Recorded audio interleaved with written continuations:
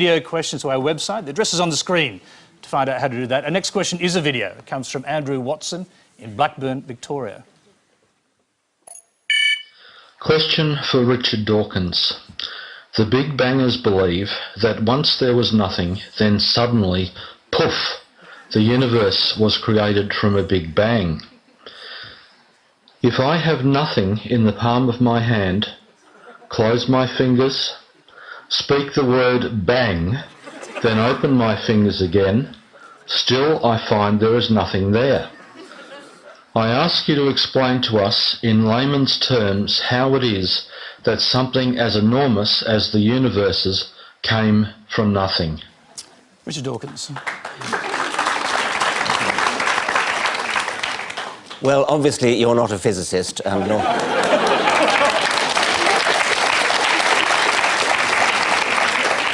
and nor am I, and I am delighted to say that during my time in Australia I shall be having a number of conversations, public conversations with my colleague Lawrence Krauss, including one in the Sydney Opera House later, I think it's next week.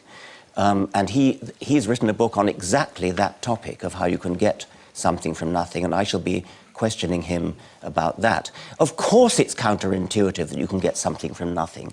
Of course common sense doesn't allow you to get something from nothing. That's why it's interesting. It's got to be interesting in order to give rise to the universe at all. Something pretty mysterious had to give rise to the origin of the universe. Now, if you want to replace a physical explanation by an intelligent God, that's an even worse explanation. It's an even more difficult explanation. What scientists are trying to do is to explain how you can get not just something, but the immense complexity of the world, of the universe, and of life. And science is making a pretty good fist of doing that. Life is now completely solved, barring the details. That was Darwin's contribution and Darwin's successors. Physicists are still working on the origin of the cosmos. Among them is Lawrence Krauss, whom I shall be talking to next week. Now, it is very mysterious how the universe came into being. It's a deeply mysterious and interesting question. And can I just interrupt? It's an old question, a very old question. Thomas Aquinas in the 13th century was asking this same question. He said there must have been a time when no physical things existed, but something can't come from nothing. That was his view. It's just been repeated by us. Something can come from nothing, and that's what physicists are now telling us. I could give you, you asked me to give you a layman's interpretation. It would be a very, very layman's interpretation. When you have matter and antimatter and you put them together, they cancel each other out and give rise to nothing. What Lawrence Krauss is now suggesting is that if you start with nothing, the process can go into reverse and produce matter and antimatter. The theory is still being worked out. It's a very difficult theory, mathematical theory. I'm not qualified to answer the question, but what I am sure about is that it most certainly is not solved by postulating an intelligence, a creative intelligence, who raises even bigger questions of his own existence. That certainly is not going to be the answer, whatever else is. George Pell. Thank you. The trouble, well, there are many troubles with Richard's teachings, but a fundamental one is that he dumbs down God and he soups up nothing. He continually talks as though God is some sort of upmarket figure within space and time. Now, from 450, 500 BC, where with the Greek philosophers, God is outside space and time. God is necessary, self-sufficient, uncaused, unconditioned. That's the hypothesis you've got to wrestle with.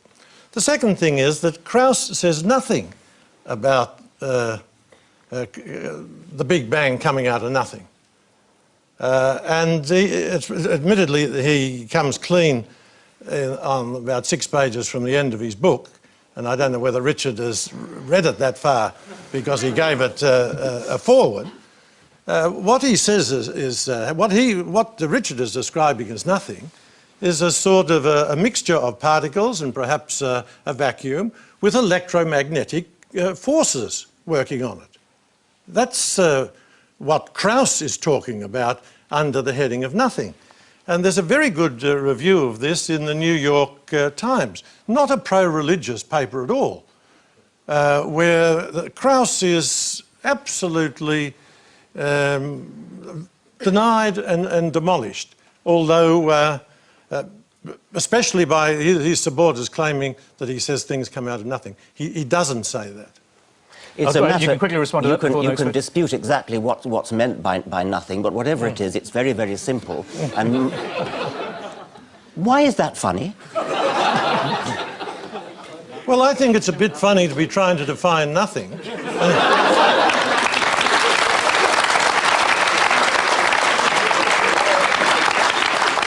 Well, can I put that to you as a question? Is it equally feasible